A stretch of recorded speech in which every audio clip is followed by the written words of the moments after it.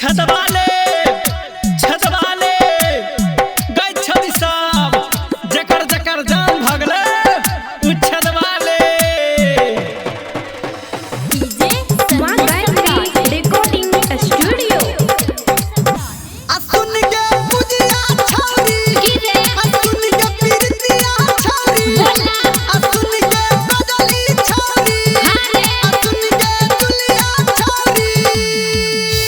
गे माय हे गे घूमै छी हम टोला टोला अच्छा आ जहनै छी सब भेद तो बता ना आ देख सामान के आगा पीछा हाँ कहरै छी हम छेद गे माय की नाम छौरे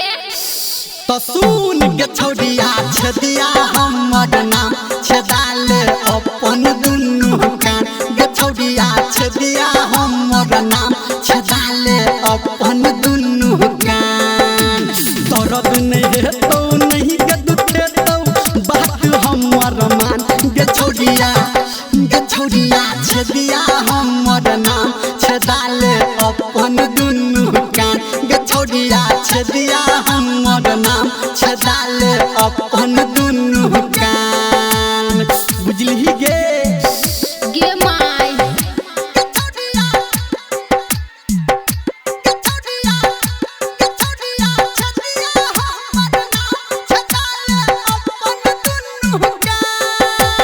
डीजे संजय सम्राट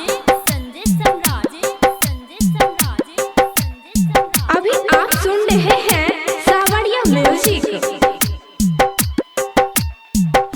गे छदबौ हम के धीरे धीरे नहीं हेतौ तोरा पीरे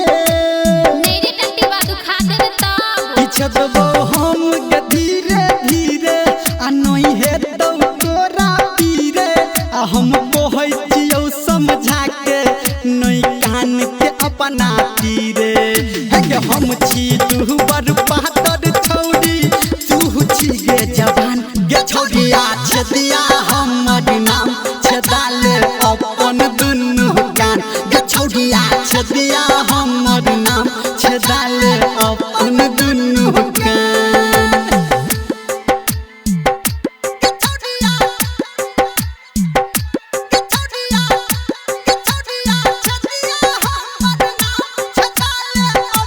डीजे संजय सम्राट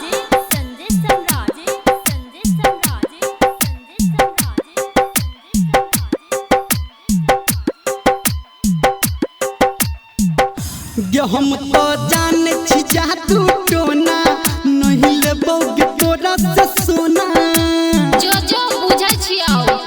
गे हम तो जाने छी जादू टोना नहीं लेबौ गे तोरा से सोना आ तू जे देबही हम रखबौ सुन सुन गे छौरी मोना धर्मेंद्र निरमलिया गाबौ संतु करो बखान गे छौरिया छदिया हमर नाम छदाल अपन दुनु कान गे छौरिया छदिया हमर नाम छदाल अपन दुनु कान दर्द नहीं हेतौ नहीं के दुख हेतौ बात हमर मान गे छौरिया छदिया हमर नाम छदाल अपन दुनु कान गे छौरिया छदिया हमर नाम छदाल अपन दुनु कान छदाल न गे गे माय